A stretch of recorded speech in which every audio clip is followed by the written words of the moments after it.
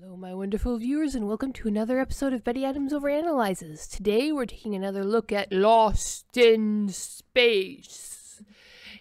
Soon, the final season, Season 3, will be airing on Netflix on December 1st, and I just wanted to take some time to go back and look at some of the theories, or questions, rather, that were left over from Season 1 that we rather hope to, and 2 that we rather hope to get answers to in Season 3. So this is less of a theory and more of a question that we can answer by piecing together the evidence in the show, but hopefully we'll be able to get solid confirmation in Season 3. I'm not so sure that we will, because it does appear to be fully answered by the evidence we found in Season 2. But the question is this, not to bury the lead. How did Robot Robinson end up in the tree where Will found him? Because you remember, Will slides down off of the glaciers into the tropical rainforest on the other side, and he's running around and he hears the robot's legs coming. He races up to the tree, climbs up the tree, and finds Robot's upper half impaled on the tree. Robot tries to take a swipe at him, and Will jumps back, and that's the beginning of their relationship. So, how did Robot Robinson's body get up in that tree? We're not told at first, and we don't expect to be told at first. This is the beginning of a story that, especially from Robot's perspective, is beginning in media res, and we expect to find out. But the show doesn't directly address it again. I believe all the clues are there to tell us how Robot ended up in that tree, but it does take a little piecing together. Well, obviously Robot's ship crashed, but unlike all the Jupiters that crashed in an impact crater essentially, Robot's ship crashed as a skid that seemed to come in from at a very low angle. And you'd think, okay, well, Robot's ship crashed in a skid, he was ejected from the cockpit, so what's the matter? The alien ships are obviously more technologically advanced than the Jupiters. It makes sense that Robot had slightly more control coming down. But did he? And are the ships that much more advanced? Because remember, when Scarecrow's ship crashed on Earth, it came down and created a massive crater. And despite the fact that it crashed into Earth's surface with enough force to disrupt the tectonic plates, Scarecrow was not ejected. In fact, despite the fact that Scarecrow's ship crashed with enough force, again, to disrupt the entire tectonic plate system and fill the air with ash, all the damage to Scarecrow was to the ends of his arms and legs, which makes sense. He was in the harness, he was gripping the controls, probably with a death grip, and when it hit the ground, the force traveled through his arms and legs, whereas Robot appears to have been just cut in half without much damage to his extremities. So Robot should have had at least some damage to his feet and hands from crashing in the control harness, but we get a really good look at Robot's hands and a really good look at Robot's feet, and there's no damage. So that really strongly suggests to me that even if Robot's ship did have enough control to come in at a lower angle from a high altitude crash, Robot was not in the cockpit. Now there wasn't any other robot in the cockpit, and there weren't any other robots around, so we're kind of assuming that that's Robot's ship. He had control over the engine, so he had the codes. Basically he had the keys to the car, and he was the only one around. We assume it's his car, or rather his spaceship. So why wasn't he in the cockpit when it crashed? Maybe he tried to eject, maybe, but there doesn't seem to be any allowance for that. And he wasn't ejected from the cockpit. Maybe his restraints might have failed him, but there's no exit wound. The cockpit is intact, enough for the controls to work. And remember, when Marine and Dr. Smith had to get in, they had to walk around and through. There's no way that Robot was just straight up ejected from that cockpit. So Robot wasn't in his ship when it crashed. And given the shape the ship was in when it crashed, we can assume that he wasn't in the ship at all, not in the cockpit. So Robot, to have been thrown from that ship after the crash, he had to have been like clinging to the outside of the ship. What was Robot doing on the outside of his ship? I believe the answer comes later in the series when John and Marine discover that they can't get the broadcast component that they need from that fragment of the Resolute that landed. Remember, the Jupiters landed and a massive chunk of the Resolute landed. Now, this is a part where in season 1, a lot of the fans were laughing at the scientific inaccuracies of the show, myself included, because it was plot necessary for that chunk of the Resolute that carried the communications dish to have landed intact for them to recognize the communication dish. Or was it? The communications arrays generally have very distinct components, and even crushed by a crash, it should have been identifiable to an engineer like Maureen.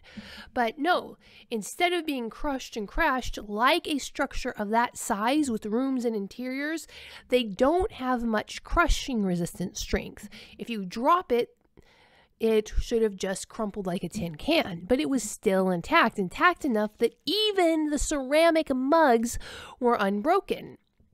Things were still on their shelves. That means that that piece of the Resolute landed very, very gently. It did not suffer a ballistic re-entry and crash at terminal velocity. That would have crumpled it down to, again, about the size of an aluminum can. So, what happened? Why did this one piece gently lower itself to the ground? How did that happen?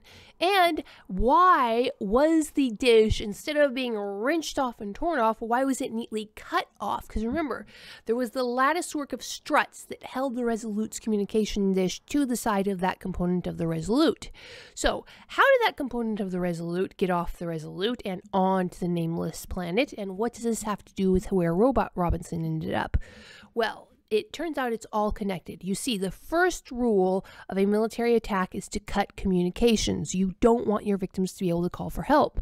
And so it makes perfectly logical sense that the robots, one of whom Robot Robinson was, when attacking, would cut off the communications. We know that the robots can hack the Resolute system, but we don't know that they could do it at that time. And even if they could, a thorough commander probably would want to physically disable the communications. So it was probably at least one robot's job to go and remove the communications array. So that explains why the satellite dish was cut through, almost all the way through, because if it had been thoroughly cut through, it would have landed separately from this chunk of the Resolute that landed so gently and would have crashed. So how did they land intact and together? Well, that goes back to the fact, how did that one piece of the Resolute was it detached intact from the Resolute? Well, we learned that in season 2. The Resolute is perfectly capable of jettisoning individual parts of itself as long as they're not integral to structural integrity. We saw that happen when they jettisoned one of the segments in season. So it's no stretch to assume, especially because we saw the robot weapons burn marks on the inside of the unit, that the Resolute, the officers on the Resolute, decided to sacrifice that section of the ship because there was a robot in it. And if they were able to get rid of one robot by kicking off that section of the ship, that's a pretty easy decision. But that section of the ship did have their communications array on it. However, if the communications array was already damaged and they couldn't use it, they could get rid of that section, and it would make logical sense that they would assume that the robots were coming for their transmission capability after they finished cutting off their receiving capacity. So you have robots, one of them on the inside of the Resolute, burning those holes on the wall, one on the outside, cutting the struts that attached the receiver dish to the Resolute. And so the crew of the Resolute detached that section and blasted off into space. I don't know what happened to the robot inside the Resolute that caused the burns on the walls, but we think we might know what happened to the robot on the outside of the ship, because that was probably robot, meaning that Robot Robinson, the one we know and love, is probably the soldier who was assigned to go and cut the communications to the Resolute. Now, this explains a lot, because if that section of the Resolute was ejected while Robot was still cutting off the Resolute's dish, but hadn't finished severing all of the struts, then Robot would have been outside of his ship when it was ejected, and it might have actually detached Robot's top half of his body from the bottom half of his body at that time, although that may have happened later when it crashed. But Picture this. Robot's ship, which we know that those ships can attach themselves to the outside of the Resolute and anchor on. It's anchored onto the outside of the Resolute. Robot is outside of his ship, clinging desperately to the side of the Resolute, possibly with his top half separated from his bottom half, as the chunk of the Resolute starts to fall down into the gravity well of the nameless planet.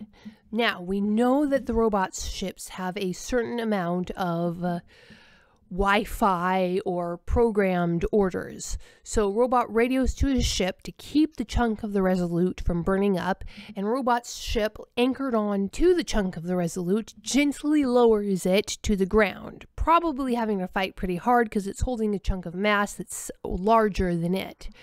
So Robot is working his way back towards his ship, his mission complete, because the Resolute satellite dish is definitely not connected to the Resolute anymore, and the Resolute lacks receptive ability. So Robot Robinson just gets back to his ship in time for the ship to violently detach from the chunk of the Resolute, go spinning, skipping across the surface of the planet, only to land with a fiery skid where we see it in the movie. So this explains why Robot's ship skidded, leaving a skid trail to a halt rather than an impact crater, why Robot was flung into a tree instead of having his limbs crushed in the piloting harness, why that chunk of the Resolute did not crash into the planet at terminal velocity, why the dish, instead of being violently broken off, tearing a chunk of the hull with it, was neatly cut at the support struts, why there were burns on the inside, and why that chunk of the Resolute had separated from the rest of the Resolute while remaining fairly intact in the first place. So I don't think this is more of a theory, but more an analysis of the clues that they gave us. So I don't know that it will be confirmed or denied in season 3. Again, all the evidence is there to suggest that this happened. So I don't really suspect that we will get an explanation of it in season 3. But if we do get an explanation, it would have to be from the perspective of a Robot Robinson telling how he met up with his story of how he met up with the Robinsons in the first place. And getting more on from the perspective of the robots is what I am hoping for on such a visceral level. I want to know what's going on in a robot's head. Maybe that'll kill the mystique, but I really think it'll be satisfying to see the story from Robot's perspective. Because, you know, he's a soldier, a low-ranking soldier, maybe a young kid, you know, the equivalent of a 20-something human in the military. He's been sent on this mission, cut the enemy's communications, get in, get out, achieve the mission, and the mission just goes horribly wrong, and he's trapped with these people who are supposed to be his target, and he starts to develop feelings for them, and then he ends up defying his superior officer, and just any story told from Robot's perspective would be amazing. And I don't know, maybe we'll get a novelization of that. But anyway, so to TLDR this analysis of the clues that were given, Robot Robinson was probably not the alien we saw stalking around killing everybody. He was probably on the outside of the Resolute, responsible for cutting off the Resolute's communication. Then, when the Resolute jettisoned that part to get rid of him, he had to make it back to his ship, didn't quite make it back in time to get a hold of the controls. His ship dropped to the Resolute just above the surface, so that chunk of the Resolute landed safely, and Robin's ship went flying off across until it skidded to the halt in the forest where Will Robinson found him.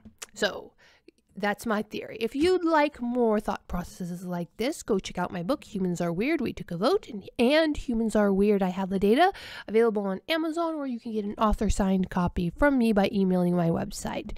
So go check that out. Hit the like and subscribe button. If you already did subscribe, check to make sure you're still subscribed. YouTube has been known to automatically unsubscribe. So check that, and peace out, my wonderful viewers.